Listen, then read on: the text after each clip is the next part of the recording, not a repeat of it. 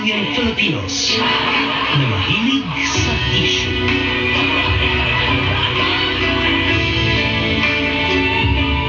Time to make cake. Time for more. Intriga. Bakit ang bagal natin? Mayroon ka na lang. Pagod, dami ng plano.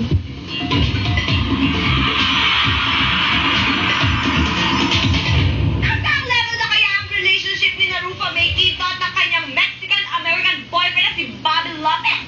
Umaasa kaya si Rufa na sila na ang para sa isa't isa? Ikaw ba? Ha?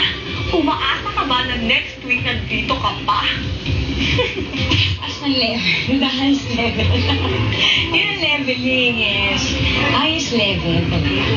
Ayoko namang i-claim-claim, tapos hindi ko pala kaya yung long-distance relationship or niya, hindi natin masasabi, pero of course, I'm thinking positive. Sa akin, okay siya kasi bonggang-bongga naman ang career din niya, tsaka siya mismo as a person. So, tingin ko naman, nasa edad na rin naman siya, di ba? Rufa May, sinadya mo ba talagang magpalay sa party ni Rufa Gutierrez? Para hindi kayo mag-abot ng mag-asawang Dingdong at Jessa? It's time. Medyo late na ako dumating dahil galing din akong work yata yun. Okay lang naman kahit magkasalubong-salubong kami. Kasi di ba, taas nung ulang dapat eh. Pag nagkataong timing na nagkita kami, hindi ako magiging okay lang ako. Hindi naman daw nila ako friend, di ba? Naku, wag na. Ngayong maganda ang tinatakbo ng career ni Dingdong Dantes, sumasagi kaya sa isip niya ang pagsisettle down o ang pag-aasawa? Siguro pagkatapos ng 3 taon saka pala ako magbibilang. Pero sa ngayon, malayo pa talaga sa naiisip ko. Malayo pa sa mga pinaplano ko. At dapat talagang seryoso. Dapat talaga. Kaya nga sa mga natitirang taon ng aking single life, diba? Kailangan talaga I have to make the most out of it. Lahat ng mga tamang desisyon kailangan gawin na ngayon para maganda for the future. Inanghal na Best Lead Actor for his film Ang Katas ng Saudi si Senator Jinggoy Estrada sa kakatapos lang ng 5th Golden Screen Awards na ginanap sa Zirco.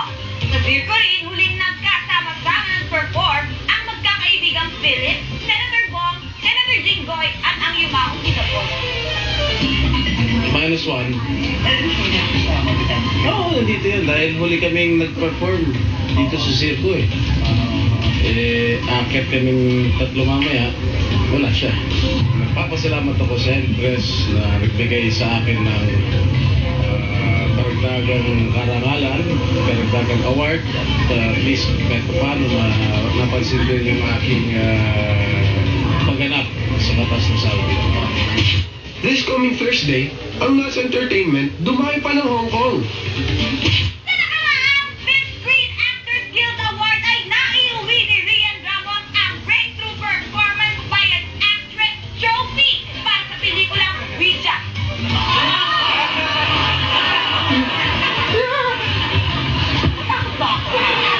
Gusto ko isa-isahin lahat ng mga executives sa GMA kasi alam mo yun, yung hindi ka pwedeng pumili ng ilan lang na tumulong sa'yo kasi everyone talaga eh. I mean, kahit hindi sa movie, kahit sa TV talaga, alam mo yun, kasi talagang doon din ako nag-practice, doon ako natuto. At heto naman, ang ilan sa mga nag-uwi ng parangal sa 24th Star Awards for Movie na ginanap kagabi sa Henry Lee Irwin Theater sa Ateneo de Manila. For Best Actress, Ay de las Alas. For Best Actor, Paulo Contis. Best Picture, One More Chance. Best Digital Movie, Confessional. Best Director, Direk Cathy Garcia Molina. Best Supporting Actor, Emilio Garcia. Best Supporting Actress, Eugene Domingo. Kaya ako kasi sabi ko balanse nga ang buhay. Pag may mga intriga, may prize. Prize ko to. Bigay ni God. Swerte pa rin na. Yes, blessed.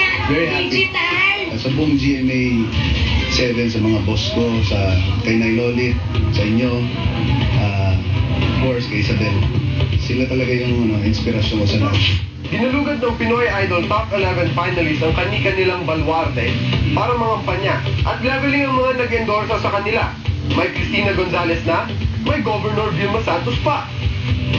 Meron kami isang Batanggenyo na lumalaban po sa Pinoy Idol. Iba po ang Batanggenyo. Sigurado po ako niya magagaling kaming singers. She's our girl. Alessandra De Rossi, nagmaldita nga ba at nagtaray sa taping ng isang TV show kung saan isa siya sa mga guest? Never ko ginawa yun. Kahit sa tagal ko sa showbiz, never ako nag-walkout sa kahit anong taping. Diretso akong tao. Pero yung magtatari ako nang wala namang kalaban-laban yung mga tao, bakit ko gagawin yun? Ano pang saysay ng intriga kapag napag-ipasan na? Kahit dito na kayo. The future is here.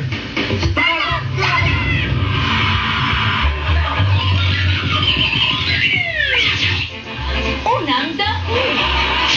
Subject, Party Girl. Sabi? Oh yeah. Oh yeah. Dayu. Dayu. Ang press release, nagkabalikan na raw itong si Party Girl at ang gawa nito.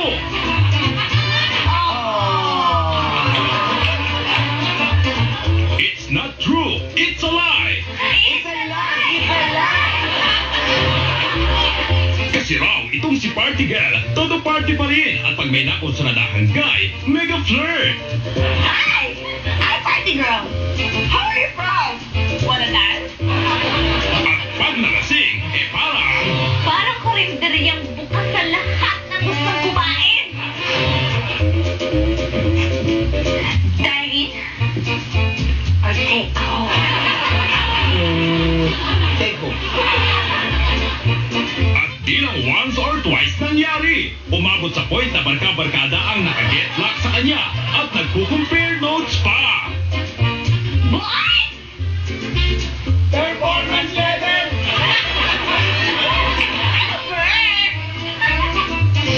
Dahu si Party Girl, maonda na siya for a Party Girl. Respetadong Party Girl ang gusto niyang i-project na image. Kaya isyogo na lang natin siya sa name song na Vanilla Pamenina. Yun na!